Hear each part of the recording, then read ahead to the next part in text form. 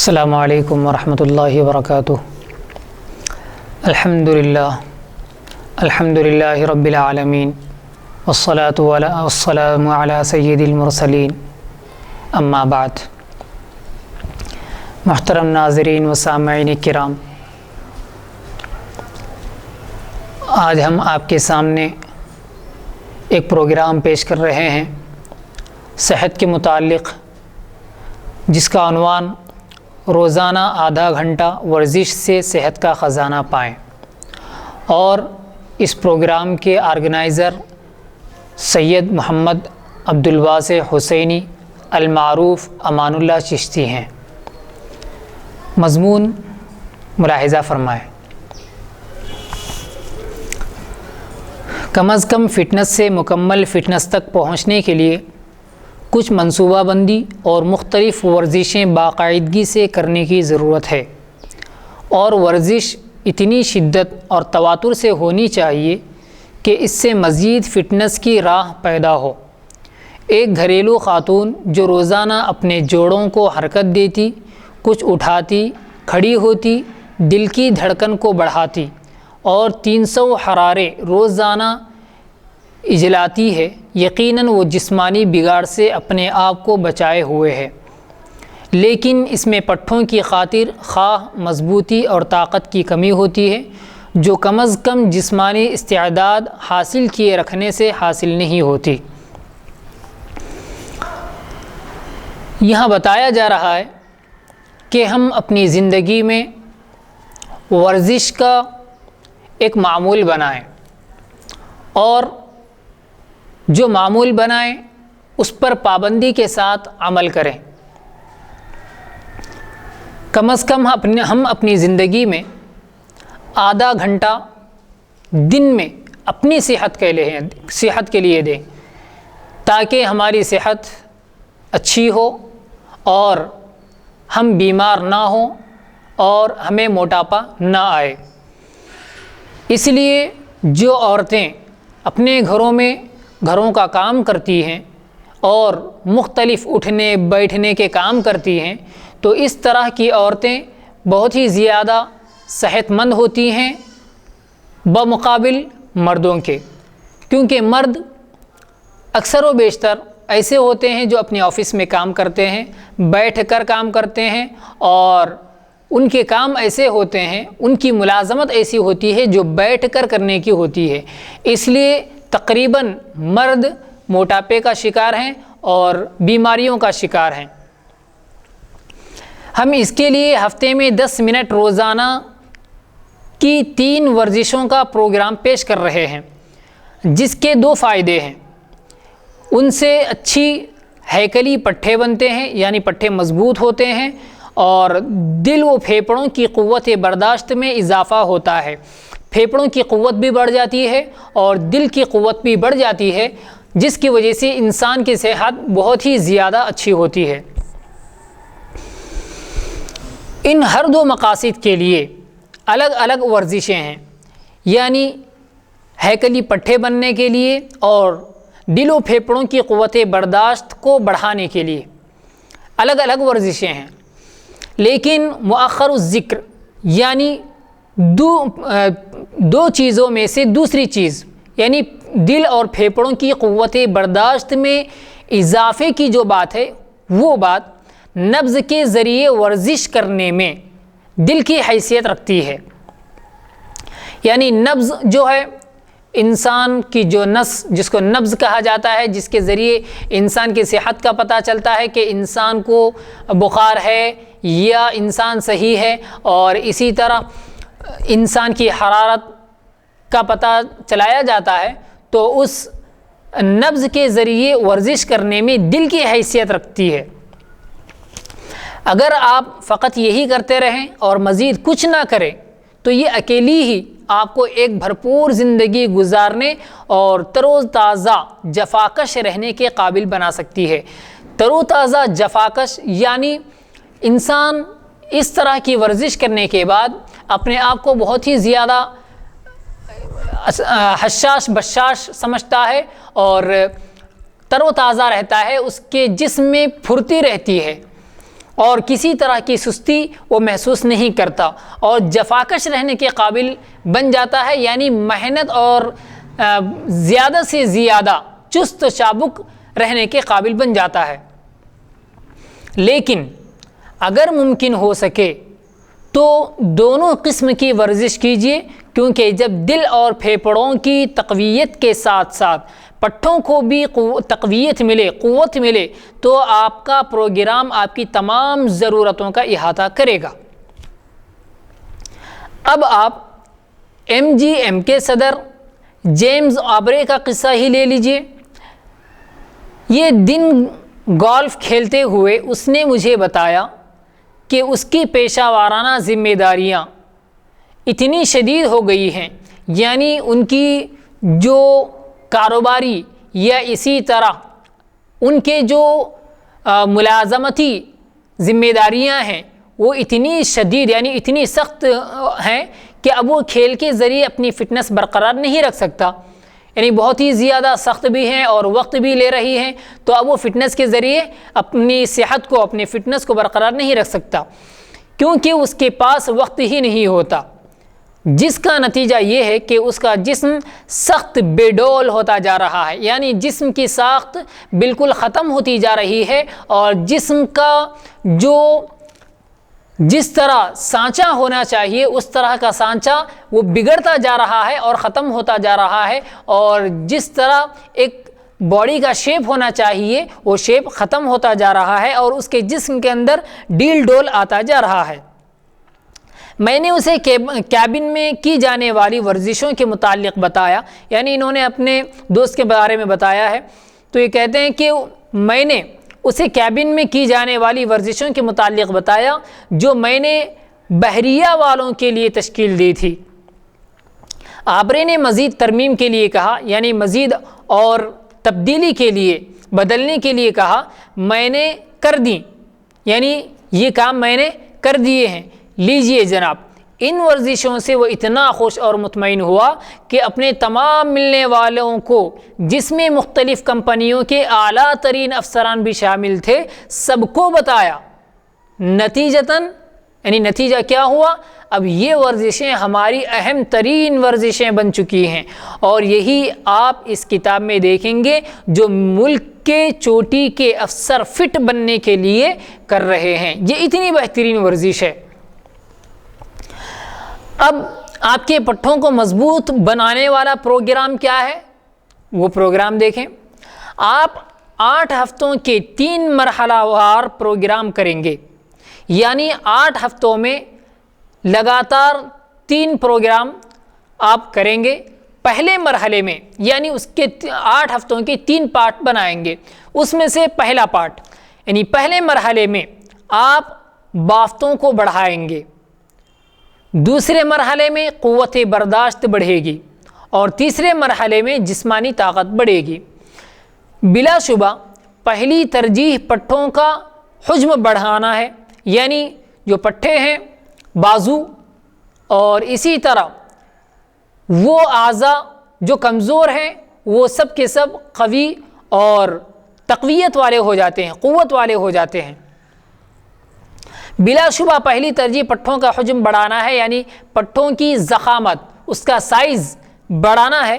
وزن اٹھانے والوں کی اصطلاح میں اسے لحمیات بھر دینا کہا جاتا ہے، یعنی جو وزن اٹھانے والے ہوتے ہیں ان کی اصطلاح میں پٹھوں کے حجم کو بڑھانے کی جو اصطلاح ہے اس کا جو نام ہے وہ ہے لحمیات بھر دینا۔ لحمیات یہ اصل میں ایک عربی لفظ ہے، لحم سے یعنی گوشت ہے، تو لحمیات بھر دینا یعنی گوشت سے بھر دینا، گوشت سے بھر دینا کہا جاتا ہے۔ اصل میں لحمیات جسم کی تعمیر میں اینٹوں کا کردار ادا کرتے ہیں، اور سکڑنے کی صلاحیت بھی انہی میں ہوتی ہے جس سے بدن حرکت کرنے کے قابل بنتا ہے، اور ان کا حرکت سے پہلے موجود ہونا اسی طرح ضروری ہے جیسے انجن کا ہونا۔ تو لحمیات جو ہیں وہ جسم کی تعمیر میں اینٹوں کا کردار ادا کرتے ہیں۔ ہم دیکھتے ہیں کہ جو تعمیریں کی جاتی ہیں، جو عمارتیں بنائی جاتی ہیں، ان میں اینٹ کا استعمال کیا جاتا ہے، اور اینٹ کا استعمال بے حد ضروری ہوتا ہے تاکہ دیوار جھک نہ جائے، تاکہ عمارت ایک طرف نہ ہو جائے اور عمارت ٹیڑھی نہ ہو جائے۔ تو اسی طرح لحمیات بھی جسم کی تعمیر میں اینٹ کا کردار ادا کرتی ہے، جس سے بدن حرکت کرنے کے قابل بنتا ہے، اور ان کا حرکت سے پہلے موجود ہونا اسی طرح ضروری ہے جیسے انجن کا ہونا۔ بعض تنساز اور وزن اٹھانے والے، یعنی تنساز اپنا جسم بنانے والے، اس کو معاشرتی اصطلاح میں باڈی بلڈر بھی کہا جا سکتا ہے، جو اپنے جسم کو بناتے ہیں اور اپنے جسم کا خیال کر کے، اپنے جسم کی فکر کرتے ہوئے اپنے جسم کو بناتے ہیں، بدن کو بڑھاتے ہیں۔ تو بعض تنساز اور وزن اٹھانے والے پٹھوں کی افزائش کے لیے لحمیات بھری غذاؤں اور طاقت کی گولیوں پر تکیہ کرتے ہیں، یعنی بھروسہ کرتے ہیں۔ وہ یہ کرتے ہیں کہ آج کل معاشرے میں اور سوسائٹی میں ایسی گولیاں اور ایسی دوائیں آ گئی ہیں کہ جن کی وجہ سے لحمیات بھر جاتی ہیں، یعنی پٹھے بھی بڑے ہو جاتے ہیں اور جسم بھی بڑھ جاتا ہے اور جسم کی ساخت بھی صحیح ہو جاتی ہے۔ تو بعض لوگ اس پر بھروسہ کر کے بیٹھ جاتے ہیں کہ اس کی وجہ سے میرے لحمیات بھر گئے، یعنی میرے پٹھے مضبوط ہو گئے اور میرے پٹھوں میں گوشت آ گیا۔ تو اس طرح وہ بھروسہ کر کے بیٹھ جاتے ہیں، لیکن انہیں یہ معلوم نہیں کہ جسم اپنی ضرورت سے زیادہ کوئی چیز بھی جمع نہیں کرتا، بلکہ فالتو مقدار کو نکال کر باہر کرتا ہے، یا پھر انہیں کسی اور جزو خوراک کی طرح چربی میں تبدیل کر لیتا ہے۔ اصل میں ورزش ہی ہے جو پٹھوں کو بناتی ہے۔ یعنی دوسرا جو طریقہ استعمال کیا جا رہا ہے پٹھوں کو بنانے کے لیے، تو وہ طریقہ غلط ہے۔ وہ اس لیے کہ ضرورت سے زیادہ جو طاقت جسم کو دی جاتی ہے، جیسے یہاں پر گولیاں استعمال کر کے کیا جا رہا ہے، تو اس طرح وہ پٹھے اپنے اندر وہ زائد چیز کو نہیں لیتے اور اس کو ضائع کر دیتے ہیں، بیکار کر دیتے ہیں، اور کوئی دوسری چیز سے بدل کر اس کو جسم سے نکال دیتے ہیں یا پھر اس کو چربی بنا دیتے ہیں۔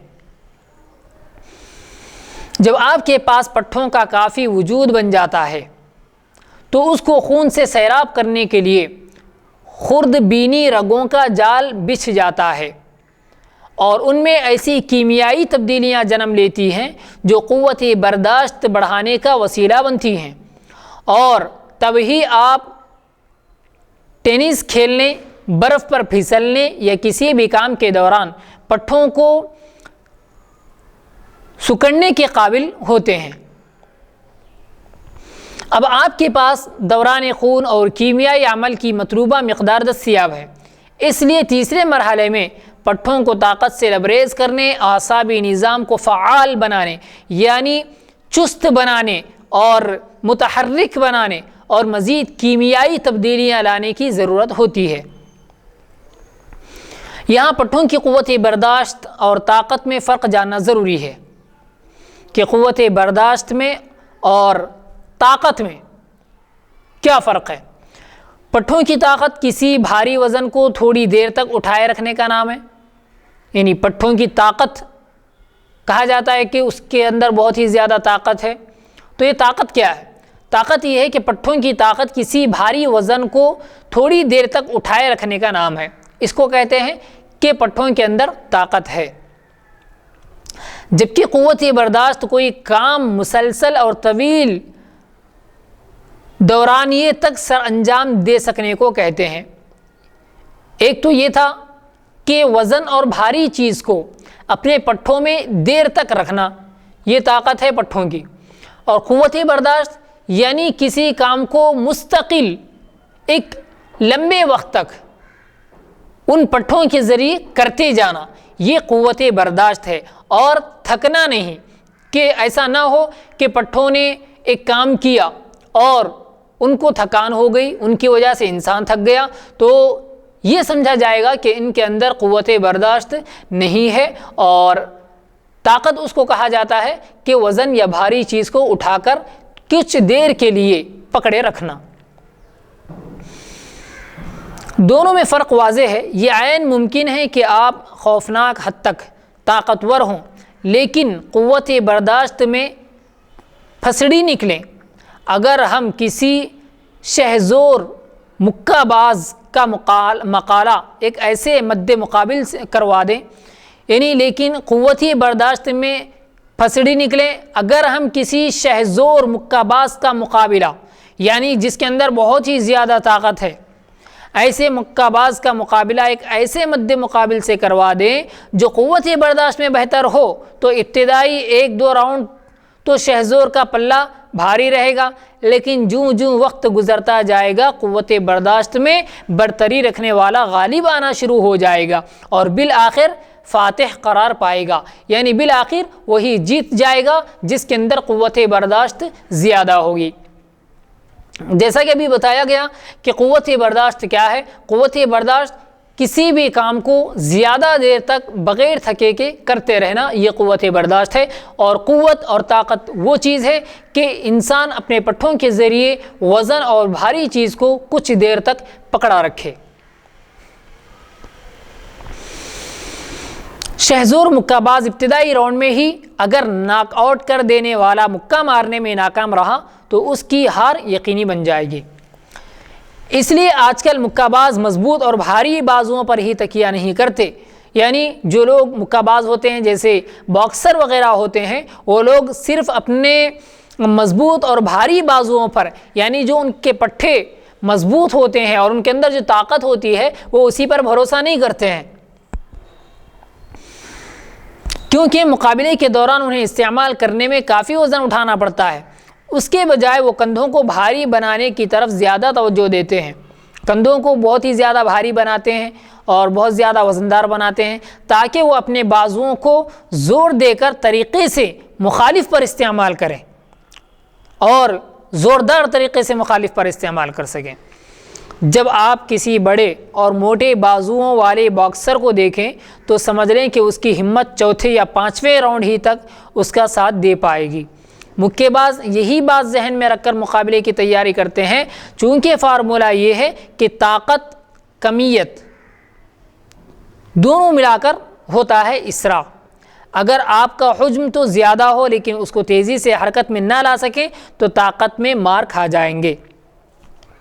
اس کے برخلاف ایک تنکا بھی محض ہوا کے زور پر اڑتا ہوا آ کر ٹیلی فون کے کھمبے میں پیوست ہو جائے گا۔ اسی لیے سائز یا حجم بڑھانے والی ورزشیں طاقت اور قوت برداشت بڑھانے والی ورزشوں سے اکثر مختلف ہوتی ہیں اور تینوں کو بیک وقت کرنا غلط ہے۔ ورزش ایک ہی ہو سکتی ہے لیکن اسے کرنے کا طریقہ مختلف ہوگا۔ پہلے مرحلے یعنی پٹھوں کا حجم بڑھانے کی ورزش کرتے ہوئے آپ تیسرے مرحلے یعنی طاقت بڑھانے والی ورزش نہیں کر سکتے، کیونکہ اس کے لیے آپ کے پٹھوں کا بڑا ہونا لازمی ہے۔ بیعینی ہے آپ دوسرے مرحلے میں قوت برداشت بڑھانے والی ورزش سے شروع کر کے پٹھوں کا حجم بڑھانے کا نہیں سوچ سکتے۔ اس سے نہ تو نئے پٹھے کافی مقدار میں بنیں گے اور نہ ہی قوت برداشت میں اضافہ ہو سکے گا۔ یہ ایسا ہی جیسے بنیاد کے بغیر مکان بنانا۔ تیسرے مرحلے تک پہنچنے آپ کی جسمانی حالت اتنی اچھی ہو چکی ہوگی اور آپ کے پاس قوت برداشت کے حامل نئے پٹھوں کا اتنا حجم دستیاب ہوگا کہ آپ بآسانی طاقت بڑھانے کے پروگرام پر عمل پیرا ہو سکتے ہیں۔ صرف حجم بڑھانے سے آپ طاقتور نہیں بن سکتے، جبکہ اس کے برعکس حجم بڑھائے بغیر بھی آپ طاقتور ہو سکتے ہیں۔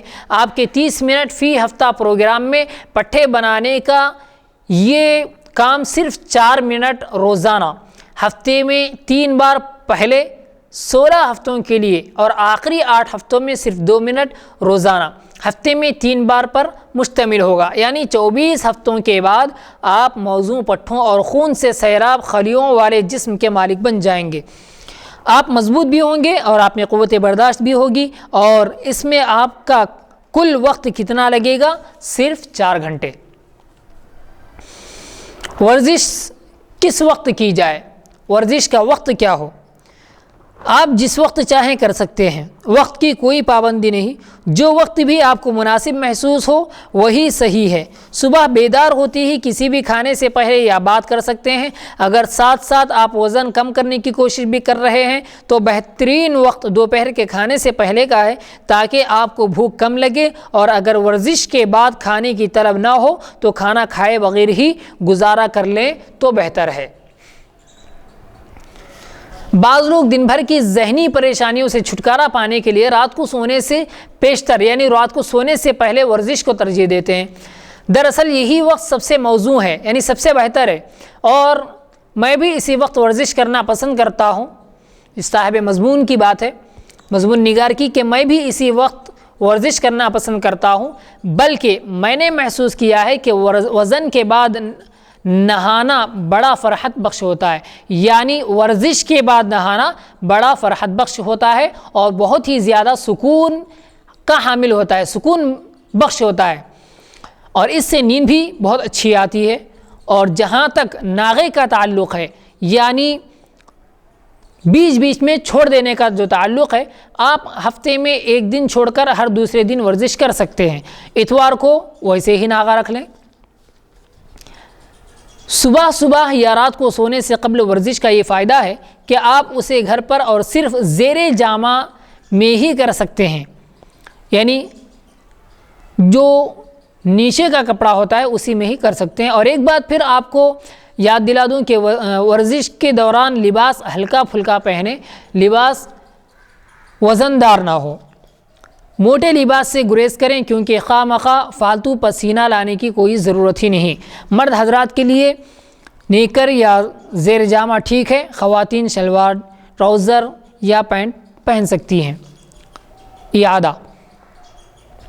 آگے بڑھنے سے پہلے آئیں کچھ اہم باتوں کو دہرا لیں، یعنی جتنی بھی باتیں کہی گئی ہیں، آگے بڑھنے سے پہلے آئیں کچھ اہم باتوں کو دہرا لیں۔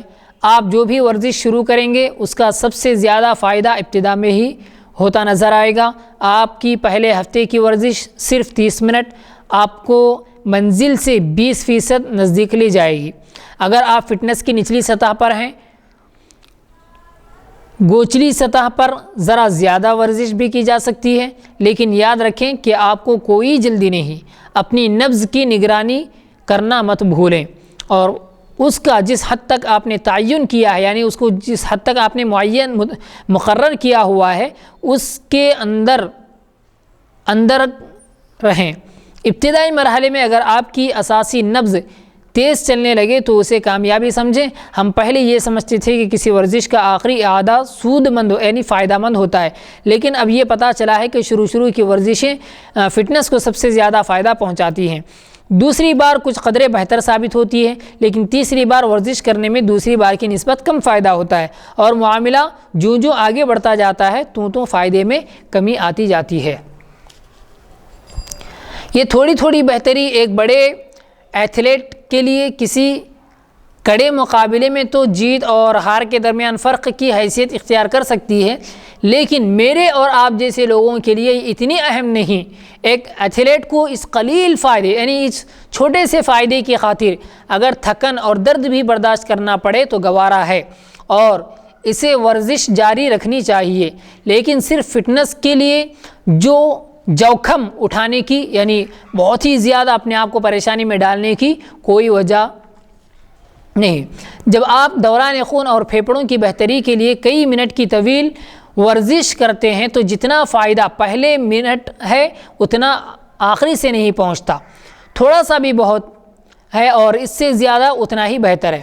اگر آپ بتاتے ہوئے منٹوں کی تعداد تک ورزش کر سکتے ہیں تو بہت اچھا ہے، ورنہ کوئی بات نہیں، جب بھی آپ کا دل چاہے آپ ورزش بند کر سکتے ہیں۔ امید ہے اگلی دفعہ آپ پہلے سے زیادہ دیر تک کر سکیں گے۔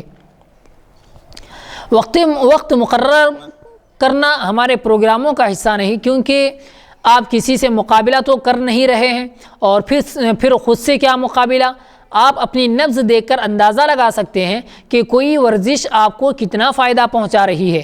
جیسے جیسے وقت گزر جائے گا آپ کی صحت بہتر سے بہترین ہوتی جائے گی اور پہلے جتنی ورزش اتنا اثر نہیں دکھائے گی۔ آپ کو اس کا فرق اس وقت نمایاں ہو کر سامنے آئے گا جب آپ ورزش کم کر دیں گے۔ جو ہی ایسا ہونے لگے اپنی ورزش بڑھا دیجئے، آپ کو فوراً پتہ چلے گا کہ آپ پہلے سے زیادہ فٹ ہو گئے ہیں، اور جیسے کوئی وزن ہٹا لیا گیا ہو، آپ کے پٹھوں میں ایک جاندار احساس پیدا ہوگا، آپ کو محسوس ہوگا کہ کوئی تبدیلی ہوئی ہے۔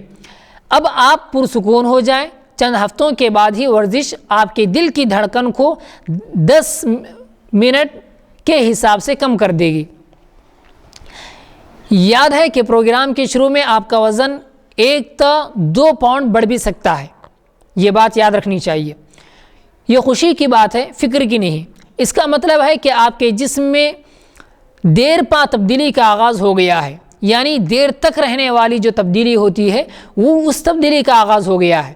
کیونکہ پٹھوں کا وزن چربی سے زیادہ ہوتا ہے، اسی لیے آپ کی مشین وزن میں اضافہ ظاہر کرے گی، اور مشین سے زیادہ اہم وہ ہے جو کچھ آپ اپنے بارے میں آئینے کے اندر دیکھیں گے۔ ورزش میں دلچسپی کا عنصر ہونا چاہیے، یعنی دلچسپی کا مادہ ہونا چاہیے، خود کے اندر دلچسپی پائی جانا چاہیے تاکہ اسے کرتے ہوئے آپ لطف اور مزہ محسوس کریں، یعنی ورزش کرتے ہوئے خود اپنے آپ کو بہت ہی زیادہ مزے میں محسوس کریں، ایسے نہیں کہ کوئی پریشانی میں ڈال دیا ہے اور ہمیں یہ مصیبت جھیلنی ہی ہے، اس طرح ذہن میں اس طرح کی باتیں نہ لائیں۔ اگر آپ اپنی کمر کو سیدھا نہیں رکھیں گے یا آپ کے ہاتھ اور کوہنیاں صحیح پوزیشن میں نہیں ہیں تو کون دیکھ رہا ہے؟ آپ کی نگرانی اور ڈانٹ ڈپٹ کرنے والا کوئی سارجنٹ نہیں۔ اصل اہمیت اس بات کی ہے کہ پٹھوں اور ان کے معاون نظام کو ایک محرک انداز سے شامل ورزش کیا جائے۔ ہمارے اور آپ کے پروگرام کے مطابق ایک ہی ورزش آپ کو بار بار کرنی پڑے گی یا نبض کو ایک خاص رفتار سے چند منٹ تک چلانا پڑے گا، جیسا کہ یہ ساری باتیں بتائی گئی ہے۔ یہ کام مشکل نہیں جس کے لیے ہم آپ کو مجبور کر رہے ہوں، ان کا وقت اور فاصلے سے کوئی تعلق نہیں، جیسا کہ اس سے پہلے بھی بتایا گیا، اور نہ ہی کوئی انعام آپ کا انتظار کر رہا ہے کہ آپ کسی مقابلے میں جائیں اور وہاں پر کشتی کا مقابلہ ہو جہاں پر آپ کو کوئی انعام بھی حاصل کرنا ہو۔ تو ان کا واحد مقصد آپ کے جسم کو مناسب بنانا ہے، سب سے بڑھ کر یہ کہ آپ کا بدن آپ کو بتائے گا کہ اسے کس قسم کی ورزش درکار ہے، کس قسم کی ورزش کی ضرورت ہے۔ اگر آپ نے ناکافی کی ہے یا ضرورت سے زیادہ کی ہے تو دونوں صورتوں میں یہ آپ کو ٹھیک آگاہ کر کے رہے گا، یعنی آپ کو بتلا دے گا کہ آپ نے اپنے جسم کے لیے کچھ ضرورت سے زیادہ ورزش کر لی ہے یا پھر اپنے جسم کے لیے ضرورت سے کچھ کم ورزش کی ہے۔ مقصد یہ ہے کہ ورزش کے بعد آپ کو تھکاوٹ نہیں بلکہ خوشی کا احساس ہونا چاہیے۔ اب آخر میں احتیاطی تدابیر بتا دیں گے کہ کس طرح اپنے جسم کو مضبوط اور صحت مند رکھنے کے لیے تدابیر اختیار کرنی چاہیے، یعنی تدبیر اختیار کرنا چاہیے اور کن باتوں سے پرہیز کرنا چاہیے۔ ہم ان کو کم سے کم رکھیں گے، یہ صحت کو محفوظ رکھنے کے لیے مددگار ثابت ہوتی ہے، یعنی صحت کی حفاظت کرتی ہیں فردن یعنی اکیلے۔ ہم نے پہلے بھی ان کا ذکر کیا ہے لیکن اب ہم اکٹھا کر کے ایک جگہ ان کو بیان کرتے ہیں۔ کبھی سانس روک کر زور نہ لگائیں، پہلی تدبیر، کبھی سانس روک کر زور نہ لگائیں۔ وزن اٹھانے والوں کو عموماً یہ بتایا جاتا ہے کہ جب کوئی وزن اٹھانے لگیں تو پہلے سانس روک لیں۔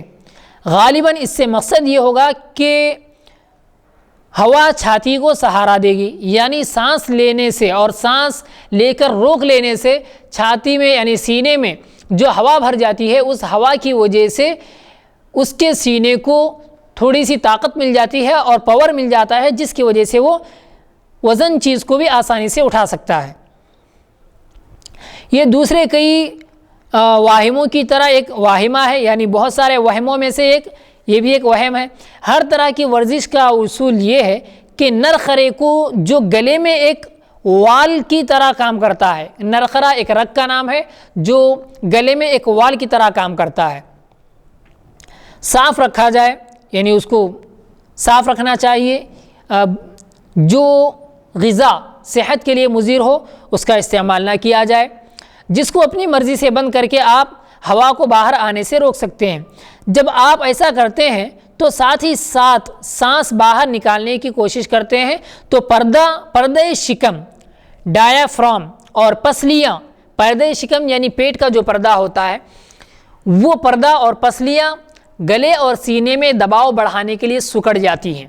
یہ دباؤ اس دباؤ سے بھی بڑھ جاتا ہے جس سے خون وریدوں سے دل کی طرف واپس آ رہا ہوتا ہے، جس سے خون کا بہاؤ غرق ہو جاتا ہے اور دل اس سے محروم ہو جاتا ہے، بلکہ جتنا خون اس کے اندر موجود ہوتا ہے اسے بھی شریانیوں میں بھیج کر خالی ہو جاتا ہے اور فشار خون گر جاتا ہے، یعنی خون کا جو دوڑنا اور خون کا جو پریشر ہے وہ گر جاتا ہے۔ اس صورتحال میں دماغ سب سے پہلے متاثر ہوتا ہے، جس کا نتیجہ غشی ہونا ٹھہرا، یعنی بے ہوشی، اور اس طرح انسان کے سر کا چکرا جانا اور کمزور ہو جانا، یہ ساری چیزیں اس سے پیدا ہوتی ہیں۔ اس لیے کوئی بھی سمجھدار وزن اٹھانے والا زور لگاتے وقت اپنا نرخرا بند نہیں کرتا، یعنی اپنی سانس نہیں روکتا، وہ یا ہوا کو اندر کھینچے گا یا سیٹی کی صورت میں باہر نکالے گا۔ آپ کو بھی ورزش کرتے ہوئے ایسا ہی کرنا چاہیے۔ اسی سلسلے میں ایک اور نہایت ضروری تدبیر کا ذکر ضروری ہے۔ بہت سے لوگ اس کو نظر انداز کر کے یا تو مر جاتے ہیں، نہیں تو مرنے کے قریب ضرور پہنچ جاتے ہیں، یا تو مر جاتے ہیں یا پھر مرنے کے قریب ہو جاتے ہیں، جس کے باعث رات کو انہیں بیت الخلاء میں دل کا دورہ یا فالج کا حملہ ہو جاتا ہے۔ ہوتا یوں ہے کہ رات کو سوتے ہوئے کوئی شخص پیٹ یا سینے میں اچانک درد سے جاگ اٹھتا ہے اور گیس کو اس کی وجہ گردانتا ہے، یعنی کہتے ہیں کہ یہ پیٹ کا درد یا سینے کا درد جو ہوتا ہے وہ گیس کی وجہ سے ہو رہا ہے، اس طرح کہتے ہیں۔ اس کے خیال میں گیس کو خارج کرنے کے لیے بیت الخلاء جانا ہی ایک مسئلے کا حل ہے۔ بیٹھتے ہی اس کی طبیعت بہتر ہو جاتی ہے، لیکن وہ یہ محسوس کرتا ہے کہ نہ تو اسے پاخانہ آ رہا ہے، یعنی نہ وہ بیت الخلاء جا کر اپنی حاجت پورا کر رہا ہے، اور نہ ہی گیس خارج ہو رہی ہے۔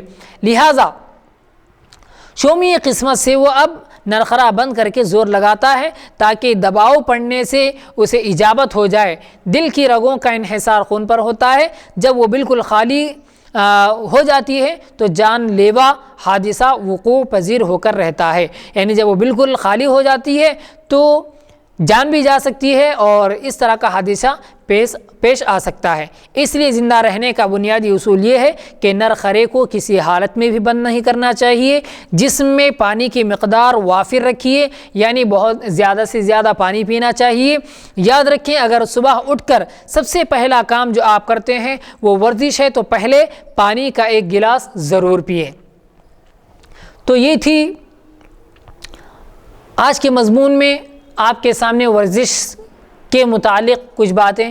تو ہمیں چاہیے کہ ہم زیادہ سے زیادہ اپنا وقت ورزش میں لگائیں اور کھانے میں بہت ہی زیادہ احتیاط کریں اور وزنی اور بھاری چیزوں کے اٹھاتے وقت اپنے نرخرے کو بند نہ کریں اور اپنی سانسوں کو نہ روکیں، بلکہ سانس لیتے ہوئے ہم اپنا کام مکمل کریں۔ بس اللہ تعالیٰ سے دعا ہے کہ اللہ تعالیٰ ہم تمام کو اپنی صحت کا خیال کرنے کی توفیق عطا فرمائے، اور اللہ تعالیٰ جتنے مریض ہیں، جتنے بیمار ہیں اور صحت سے محروم ہیں، ان تمام لوگوں کو اللہ تبارک و تعالیٰ صحت سے مالا مال فرمائے، اور جتنے لوگ جس طرح کی بیماریوں میں مبتلا ہیں، اور آج کل معاشرے میں بہت سارے لوگ کینسر سے مبتلا ہیں، کینسر میں مبتلا ہیں، اللہ تعالیٰ ان تمام مریضوں کو شفائے کاملہ اور عاجلہ مستمرہ نصیب فرمائے اور شفائے دائمہ نصیب فرمائے، اور جو لوگ لا علاج بیماریوں میں مبتلا ہیں اللہ تعالیٰ ان تمام بیماروں کو بھی صحت عطا فرمائے، اور ہم سب کو بھی صحت عطا فرمائے، اور صحت جیسی عظیم نعمت سے ہم سب کو سرفراز فرمائے۔ آمین۔ وآخر دعوانا ان الحمد للہ رب العالمین۔